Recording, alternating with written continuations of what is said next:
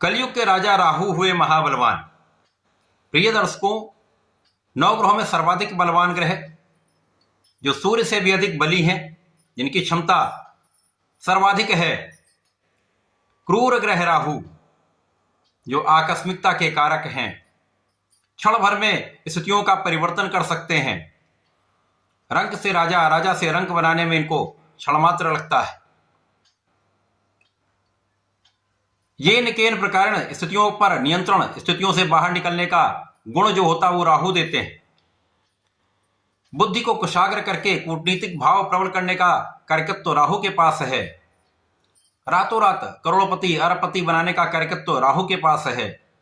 जुए, सट्टे, लॉटरी से, शेयर बाजार से महालाभ राहु देते हैं। यदि आपकी कुंडली में अच्छे भाव में है, अच्छी स्थिति में है, वर्तमान समय में राहु शतभिषा नक्षत्र में 18 वर्षों के बाद प्रवेश कर चुके हैं।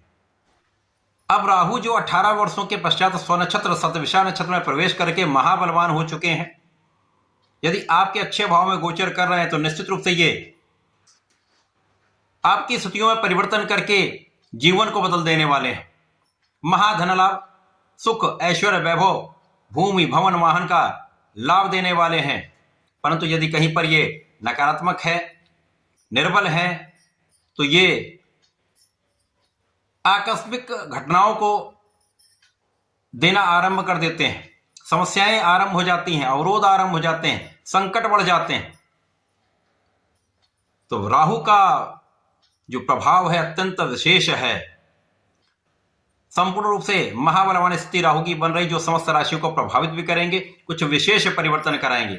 उलट फेर की स्थिति बन रही है। जय श्री गणेश, नमस्कार। मैं आचार्य संजय द्विवेदी। मेरे समस्त प्रबुद्ध दर्शकों का मेरे चैनल पर हार्दिक स्वागत है। प्रिय दर्शकों, आज मैं मीन राशि के लिए राहु के इस नक्षत्र परिवर्तन का किस प्रकार का प्रभाव प्राप्त होगा, इस परिवर्तन से आपके जीवन में कितने परिवर्तन होंगे, कितने लाभ मिल सकते हैं, अथवा कहीं पर कोई समस्या या अवरोध है तो उसका क्या निराकरण, संपूर्ण विश्लेषण मैं पूर्ण तर्क के साथ करने जा रहा हूं।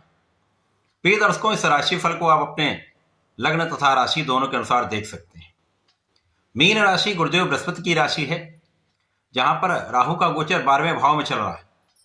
अब 12वां भाव जो त्रिक भाव है और व्यय का भाव है, यहां पर राहु महाबलवान होकर गोचर कर रहे हैं।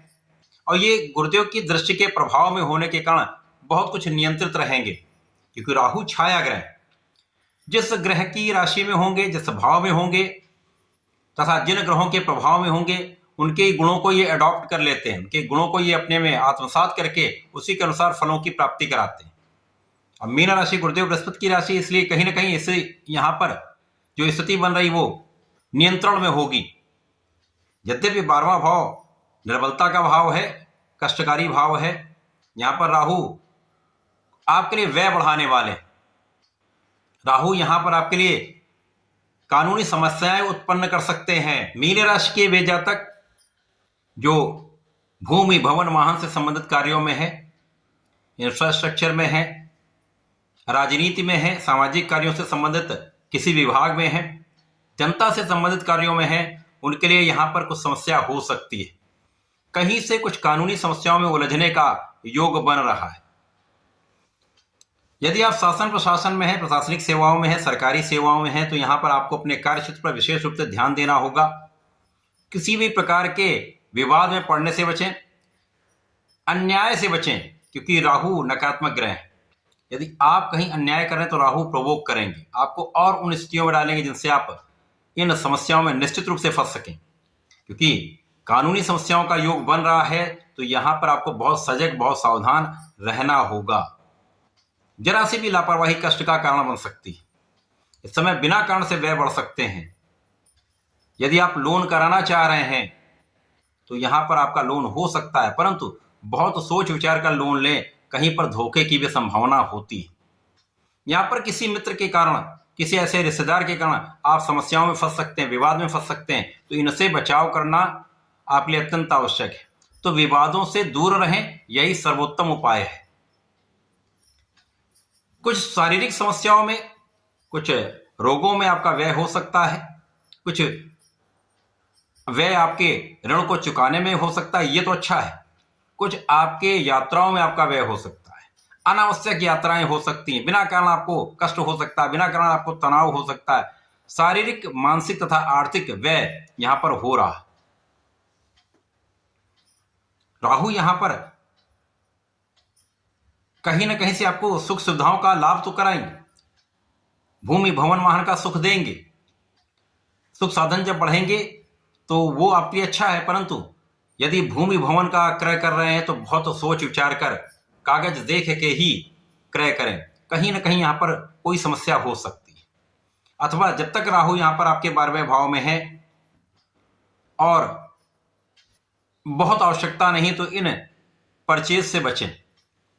जब राहु का परिवर्तन हो जाएगा, आपके लाभ भाव में चले जाएं तो यहां से आपकी स्थिति अत्यंत प्रबल हो जाएगी, तो आप किसी भी प्रकार से कष्ट में नहीं पड़ेंगे।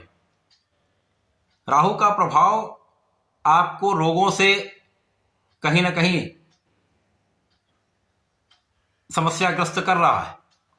मौसम के रोग भी हो सकते हैं, यहां पर नर्वस सिस्टम से संबंधित रोग हो सकते हैं, ब्लड से संबंधित समस्याएं यहां पर कष्ट का कारण बन सकती हैं। अतः जो जातक पहले से ही ब्लड प्रेशर से संबंधित बीमारी से ग्रसित हैं, शुगर या नर्वस सिस्टम से संबंधित बीमारियों से ग्रसित हो, तो अपने आप को बहुत सजग और सावधान रहना चाहिए।